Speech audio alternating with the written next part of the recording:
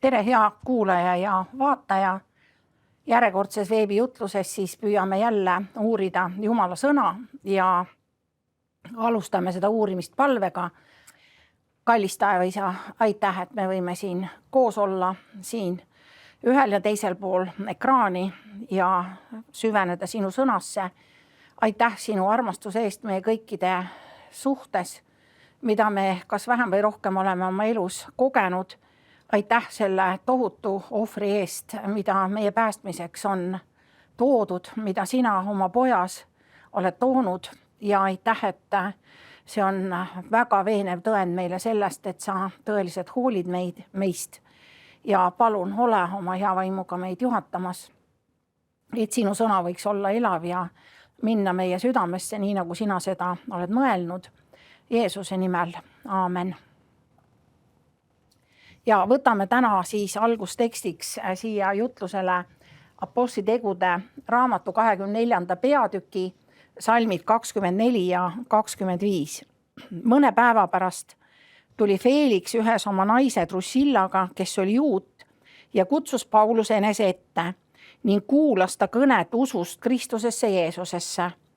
Aga kui Paulus kõneles õigusest ja kasinusest ja tulevasest kohtust, ehmus Felix ja kostis: mine sekspuhuks ära, kui mul aega on, kutsun ma sind jälle.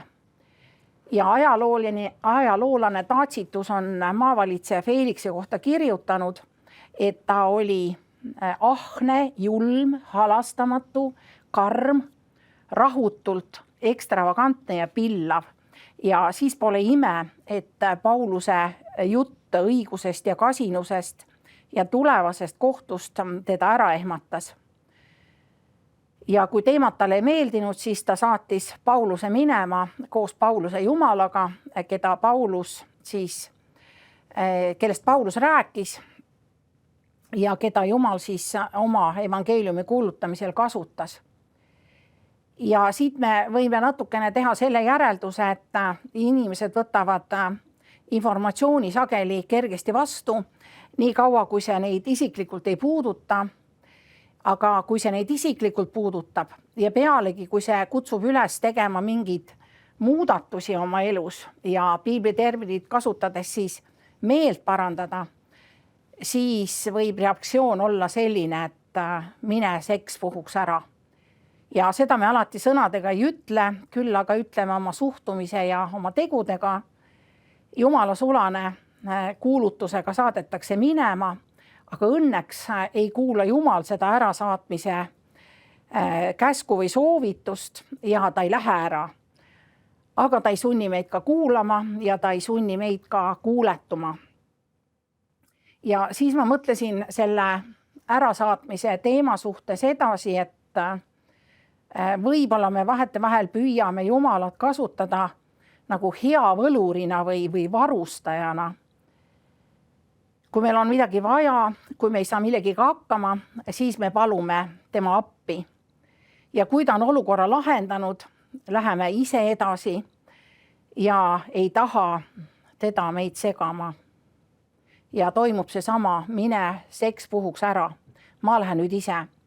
Ja mina pean häbiga tunnistama, et enne kui ma sain Jumala lapseks, ma aastaid kasutasin niimoodi ära Jumala heatahtlikkust ja abivalmidust, ilma tahtmata temaga tuttavaks saada, ilma küsimata, kes sa oled ja miks sa mulle appi tuled.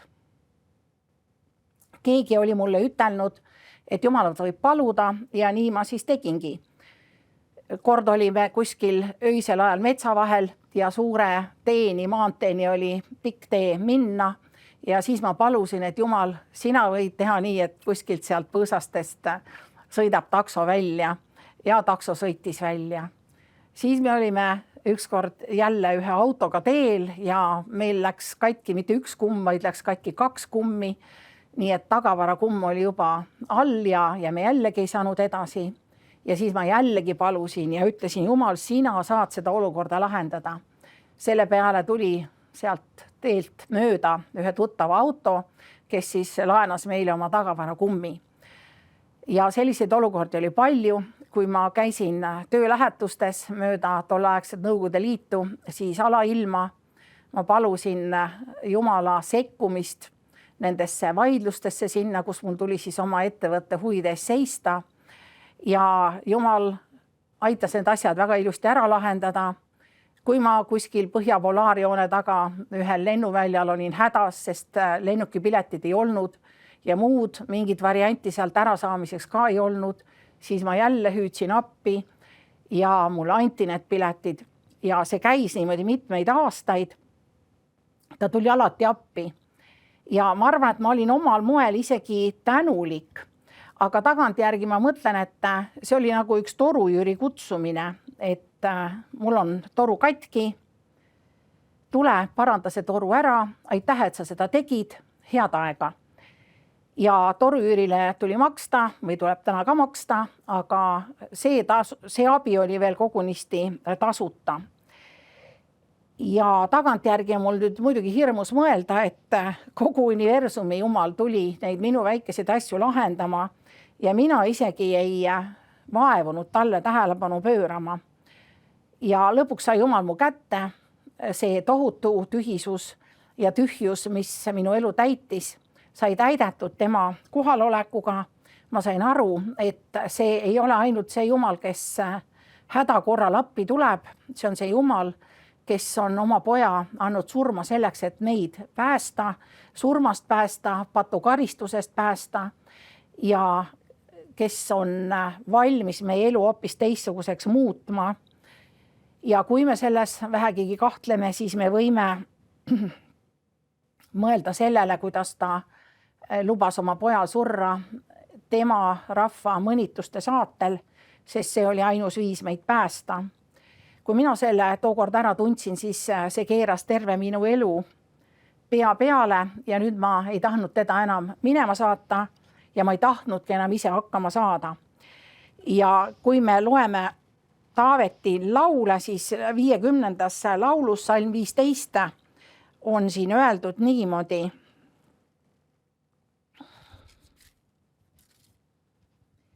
Ja hüüa mind appi kitsikuse päeval, siis ma tõmban sind sellest välja ja sina annad mulle au.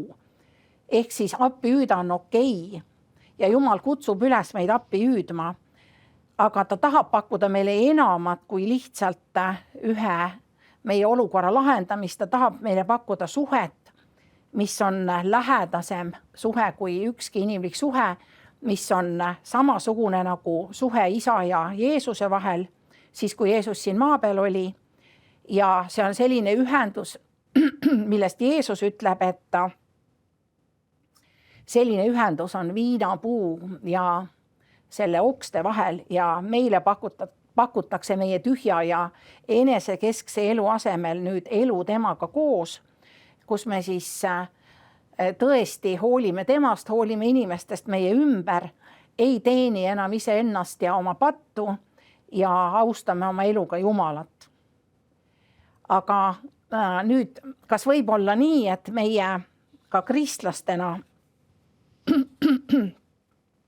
ei taha Jumalat vahel väga enda ligi, sest meil on oma plaanid, millesse me ei taha teda pühendada, sest me teame, et ta ei nõustu meie plaanidega, meie otsustega, või me saame ise hetkel hakkama, või ei meeldi meile see, millega tema meie südamele koputab ja me ei taha mõnest asjast loobuda, või tabavad mõned olukorrad meid nii äkitselt, et me ei tulegi pähe teda appi hüüda ennem, kui me oleme lainetesse vajumas. Või on meile haiget tehtud ja nüüd me tegutseme mõne muu emotsiooni, mitte armastuse ajel.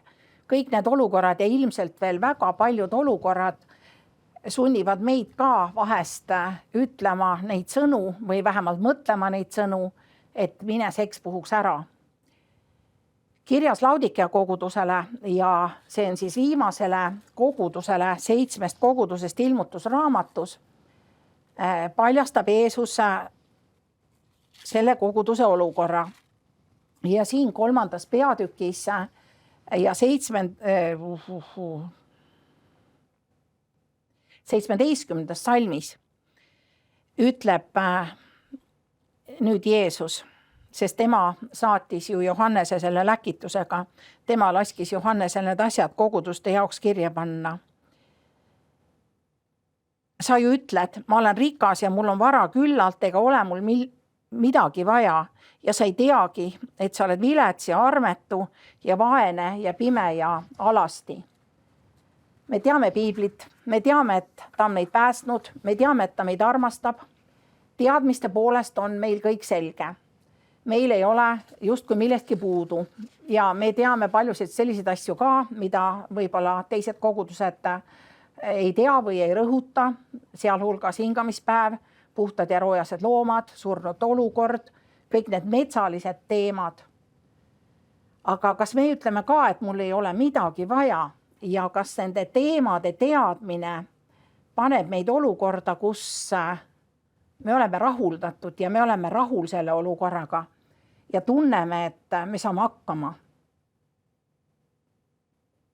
Vahel ütlevad inimesed, kui neid kutsuda piibli uurimisele, et ma tean neid asju.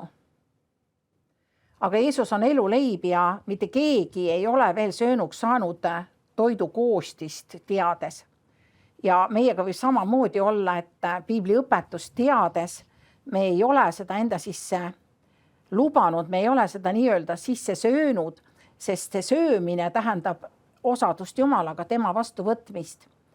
Hiljuti ma kuulsin ühte väljendit, ühes jutluses kasutati väljendit salvation by information, ehk siis eesti keelde tõlgituna pääste teadmiste kaudu. Ja selle õpetusega või selle teooriaga siis tahetakse rõhutada seda, et inimesed loodavad päästele selle tõttu, et nad teavad mingeid asju. Nad on teadmiste poolest rikkad ja neil ei ole justkui millestki puudu.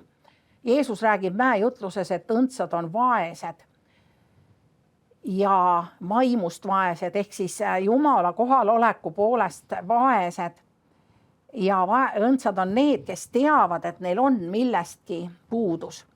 Aga nüüd, kui Paulus tuli ja noomis Felixit, maavalitseja Felixit, ja ta saadeti minema, siis meile ka Jumal tuleb tihtipeale noomitusega ligi. Ja eks see ole ju ka noomitus, kui ta ütleb, et me ei tea oma tõelist olukorda. Ja me võime alati teada, et kui Jumala noomitus tuleb, ükskõik millisel kujul see tuleb, siis see tuleb alati koos lahendusega. Ei ole sellist varianti, et meile öeldakse midagi, mis on valesti ja meile lahendust ei paku. Meil lahendust ei pakuta ja kui meie nüüd noomitust kuuldes ja noomitus võib teinekord olla see, mis paneb meid ennast halvasti tundma, ütleme ka, mine seks puhuks ära, siis meil jääb tegelikult olukorra lahendus kuulmata. Ja pealegi ju on öeldud, et Jumala sõna ongi teravam kui 2 teraga mõõk. Ja ta läbistabki kõiki ja hindab südame mõtteid. Ehk siis Jumala sõna peabki meie südamest läbi minema ja meie olukorra paljastama, sest Jumala sõna pakub sellele olukorrale lahendust ka. Mõõga puudutus ongi terav. Ja keegi on kunagi ütelnud, et kui rabi ei räägi nii, et kuulajatel on pärast seda tema jutlust tahtmine teda kividega visata, siis rabi polegi oma osa täitnud. Ja meil Tallinnas on üks selline otsekohene vend ja ma olen tema käest vahest peale minu jutlust küsinud, et kas kivi on tulemas. Ja ma tean, et kui ta ütleb, et kivi on tulemas, et siis Jumal on saanud tema südant puudutada ja ilmselt teiste südant ka, kes ei ole võib-olla nii otsekohesed ja ei tule mulle seda ütlema ausalt. Nii et põhimõte selle noomimise juures on ikkagi see, et Jumal teeb rahul olevaid rahutuiks ja kingib rahutuile rahu. Ehk siis mitte see rahu, mis meil on oma sellises meelt parandamata olukorras, ei ole see, mis meie südant tõeliselt rahuldab, vaid see, kui selle meie rahutuse peale, selle noomituse rahutuse peale me kogeme Jumala rahu. Ja nüüd seal ilmutuse 13. peatükis salm 18 on ilusti räägitud ka seda Jumala lahendust meile, mis selle noomitusega tuli, selle noomitusega, et me ei tea oma tõelist olukorda, et me ei tea, et me oleme viletsad, armetud, vaesed, pimedad ja alasti. Ja seda öeldakse Jumala koguduse kohta, nii et me võime seda teksti hoolega lugeda ja mõelda, kas mõni nendest iseloomustustest siin meie kohta ka sobib. Aga 18 salm ütleb siin, ma annan sulle nõu osta minult kulda, mis on tules puhastatud, et sa võiksid rikkaks saada ja valged riided, et sa nendega riietuksid ja ei nähtaks sinu alastuse häbi ja silmasalmi võida silmi, et sa näeksid. Ehk siis on probleem ja on lahendus. Ja kui meie selle Jumala lahenduse vastu võtame, siis hakkavad meie elus asjad teistmoodi minema. Nüüd vahetevahel, kui noomitakse, siis meile tundub, et kas need inimesed ikka meist tõeliselt ka hoolivad, kui nad mingit halba esile toovad, et peaks ju ainult heast rääkima. Aga siin sedasama kirja Laudikea kogudusele edasi lugedes ütleb ilmutuse 3.19, ma noomin ja karistan kõiki, keda ma armastan. Ole siis väga hoolas ja paranda meelt. Noomitakse ja karistatakse neid, keda armastatakse. Siin on see kirjas ja see ongi see viis, kuidas Jumal oma armastust näitab, et ta ei jäta meid meie armetusse olukorda ilma lahenduseta. Ja siin on see sama meeleparandamise kutse ka sees. Ja võib-olla, kes on uurinud, siis teab seda, et kui kreeka keeles on armastuse kohta 3 sõna, siis siin ei kasutata seda jumalikku armastust kirjeldavat sõna agape, vaid siin kasutatakse sõna fileo, mis tähendabki siis sellist lähedast ja venna armastust. Ja see tähendab, et Jeesusel on meie vastu peale jumaliku armastuse ka selline venna armastus, mis pakub meile lähedast suhet. Sellist nagu on paremal juhul vendade vahel või sõprade vahel. Meid armastatakse ja sellepärast meid noomitakse, sellepärast, et Jumalal ei ole mitte mingit ühtegi muud motiivi, kui ta meiega rääkima tuleb, ükskõik kas oma sõna kaudu, oma mõne sulase kaudu, ükskõik kuidas moodi, tal on ainult üks motiiv, ta tahab meid päästa meie olemasolevast olukorrast ja pakkuda midagi muud. Ja nüüd, kui me võrdleme seda, mis Felix ütles Paulusele, saates ta minema, kui ta ütles, mine seks puhuks ära. Ja nüüd loeme siit ilmutuse 3. peatüki sellest Laudikea kirjast edasi 20. salmist, siis üllatust, siin on öeldud, vaata, ma seisan ukse taga ja koputan. Kui keegi mu häält kuuleb ja ukse avab, selle sisse juurde ma lähen sisse ja söön õhtust ühes temaga ja tema minuga. Ehk siis Jumala kogudus, kellele see kiri saadetakse, on mingisugusel seletamatul moel ütelnud Jumalale, mine seks puhuks ära, sest ta on ukse taga ja me võime küsida, et kas meie oleme ta ukse taha saatnud, kas mina olen ta ukse taha saatnud.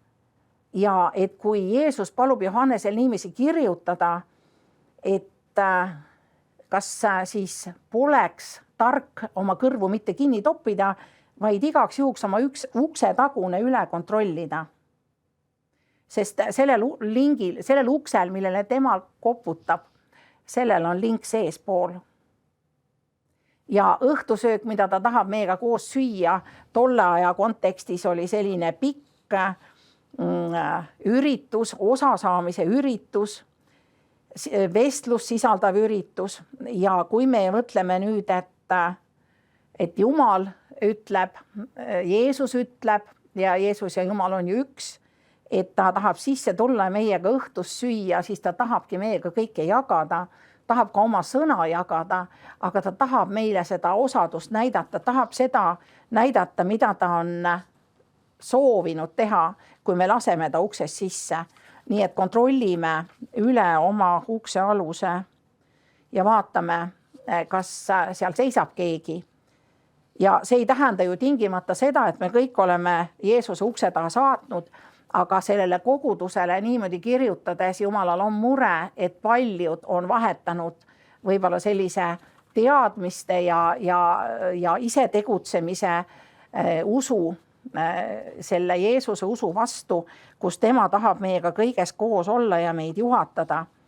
Ja et kui meile tundub, et äkki me oleme ta ukse taha saatud, äkki mingites olukordades me saadame teda ukse taga, nende olukorrad, mis on meile kas endale lahendatavad või me ei tahagi neid Jumalaga koos lahendada, siis me võime kõik olla selles seisus, kus me ütleme, et tule sisse, mina teen sulle ukse lahti ja sina võid oma risti armastusega minu ellu tulla ja me ei pea kasutama seda Felixi varianti, mida Felix ütleb Paulust ära saates, kus ta siis ütleb, et kui mul aega on, kutsun ma sind jälle.